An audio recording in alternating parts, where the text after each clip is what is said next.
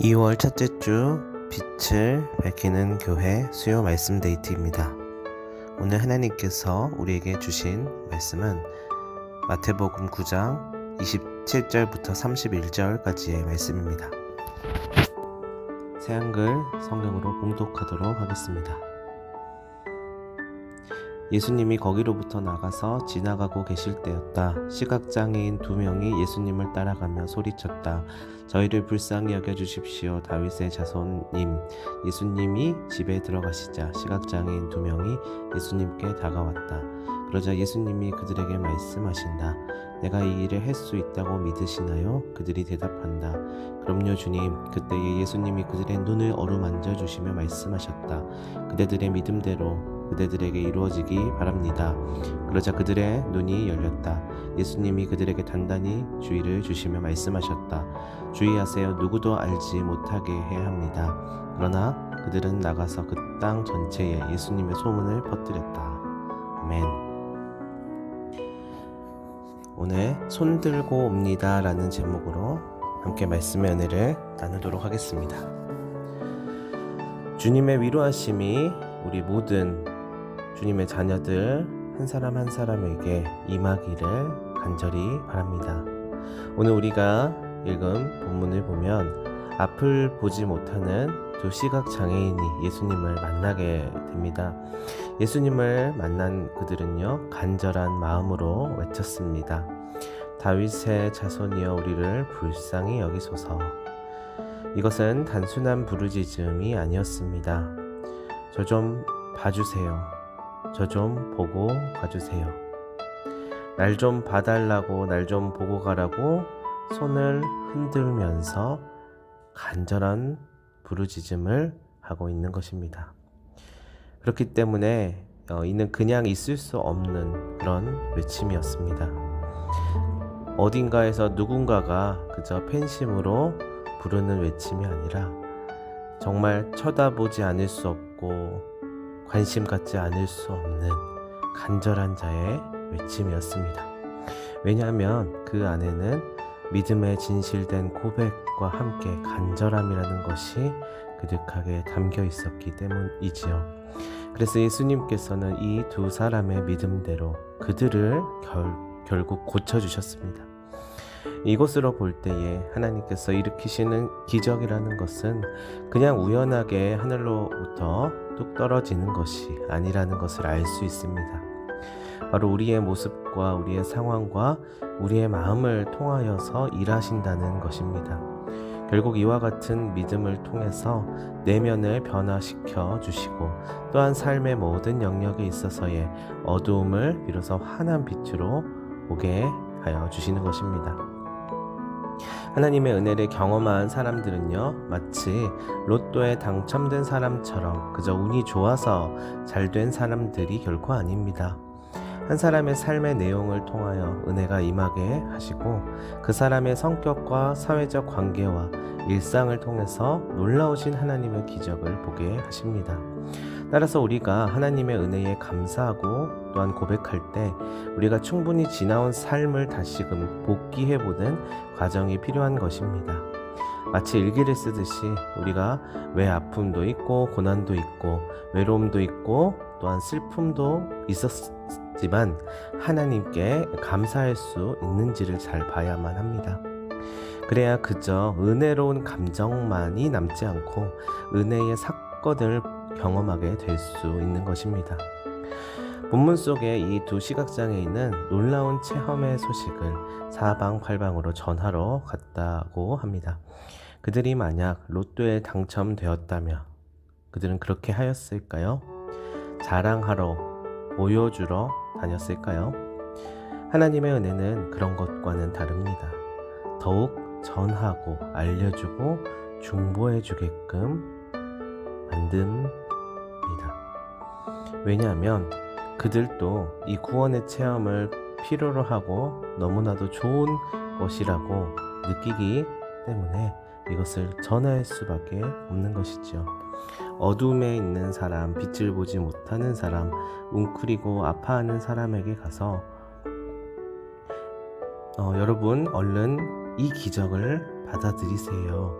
이렇게 이야기하며 그저 자랑하듯 말하지 않고 분명히 역사하시는 하나님의 진심과 은혜의 능력을 비로소 간증하고 중보해 줄 수 있는 것입니다. 이것이 바로 헨리 나우엔이라는 한 영성 신학자가 이야기하였던 상처 입은 치유자입니다. 자신의 아픔과 상처가 주님으로 인해 치유받고 이제는 도리어 누군가에게 자신의 그 경험을 통하여 치유가 일어나도록 돕는 것입니다. 예수님은 공생의 기간 내내 죄인들을 이렇게 치유해 주시고 상처 입은 치유자가 되게 하셨습니다. 제자들을 변화시켜서 다시금 세상 속에서 주님의 일을 감당하게 하셨습니다. 우리도 마찬가지입니다. 우리의 삶 속에, 우리의 마음 속에 어두움이 짙게 깔려 있을 때가 많이 있습니다. 다양한 문제와 시련과 고통 때문에 낭망하여 아무것도 보이지 않을 때가 있습니다. 그러나 이러한 때에 우리가 해야 할 일은 빛이신 주님을 의지하며 그 빛으로 치유받고 회복함을 받는 것입니다. 은혜를 공급받고 뒤집어지는 반전의 기적을 경험하는 것입니다. 그러면 우리의 마음이 회복되고 눈이 회복되고 귀가 회복되며 삶이 회복되게 됩니다. 그리고 주변과 각각의 세계가 회복되게 될 것입니다. 주님은 우리를 통해 그 일을 이루고자 하신다는 것을 꼭 기억하시기 바랍니다. 사랑하는 여러분, 주님은 우리가 할 수 없는 일을 우겨서 우리로 하여금 시키시지 않습니다. 우리가 할 수 있는 일을 통하여서 일하십니다. 또 우리가 감당하지 못할 시험과 어려움과 고난을 한번 당해보라고 밀어넣지 않으십니다. 다만 우리가 예상치 못하는 고난을 경험하면서 그 고난을 통해 다시금 치유와 기적의 역사가 일어나게 하십니다. 우리의 주변에 아파하고 힘들어하는 영혼들이 있습니까? 바로 우리가 나설 때입니다. 우리의 삶 가운데 있었던 아픔과 외로움과 좌절 그리고 낭만과 상처들이 여전히 지금도 난도질 당해서 회복이 되지 않으신가요? 아니면 주님의 은혜로 치유됨을 경험하고 계시나요? 만약 아직 회복이 일어나지 않으신 분들은 반드시 주님 안에서 치유의 기적이 일어날 것을 믿으시며 회복되시기를 바랍니다. 또한 이미 은혜 가운데 치유함을 경험하신 분들이 있다면 그 은혜의 마음과 위로의 메시지를 다른 누군가를 위하여서 사용하시기를 바랍니다. 요즘 말로 꼰대같이 야 그거 별거 아니야 어차피 시간 지나면 다 괜찮아져 그 힘든 것도 아니야 이렇게 막말로 이야기하라는 것이 아닙니다. 나를 만나주셨던 그 주님과 같이 진심을 다해 안아주고 들어주고 보듬어주는 것입니다. 주님은 그 일을 우리가 할 수 있다고 하셨습니다. 어두움의 시간을 지나고 있을 그 막막함 속에 있을 이들을 떠올려 봅시다. 주님 그 마음을 헤아려 주시고 힘을 주시옵소서. 기도하는 여러분이 되시기를 바랍니다. 또한 실제적으로 그들에게 힘과 용기와 위로를 전해줄 수 있는 자가 되시길 바랍니다. 그러나 욥기에서 나오는 욥의 세 친구들처럼 그저 참소하고 오히려 무너뜨리는 자가 되지 말고 정말 아무것도 아니고 정말 버러지 같던 나를 만나주셨던 그 주님을 기억하며 야곱이 고백했듯이 요셉이 고백했듯이 그리고 바울이 고백하였듯이 진심을 다하여 손을 잡고 함께 그 주님을 경험하고 전하며 내리는 비를 맞아주는 함께 옆에 동행해주는 자가 되시기를 바랍니다. 그 비가 결국은 은혜의 단비가 되게 하실 줄을 믿습니다.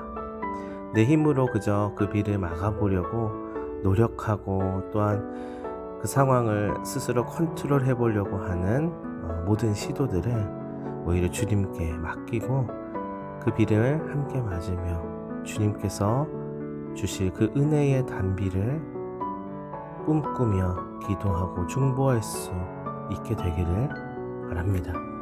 오늘 말씀의 제목처럼 손 들고 손 들고 주님 앞에 나와 주님께서 치유해 주시는 그 은혜의 회복을 통하여 다른 아파하는 영혼들에게 또한 그 은혜를 전달해 줄 수 있게 되기를 바랍니다.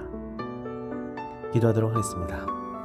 하나님 아버지, 눈먼 자가 눈을 뜨고 앉은 명의가 일어나는 기적도 있지만 우리 가운데 아픔과 슬픔과 외로움과 상처로 힘들어하고 있는 자들이 있을 때에 그들을 향하여 주님의 위로와 사랑을 전달하는 기적 또한 있음을 믿습니다. 그 안에서 역사하시고 우리를 사용하여 주시고 지극히 이기적이고 나밖에 모르는 자가 되지 아니하고 다는 알 수 없지만 주님의 그 마음으로 삶을 나눌 수 있는 자가 되게 하여 주시옵소서. 감사하며 예수님의 이름으로 기도합니다. 아멘.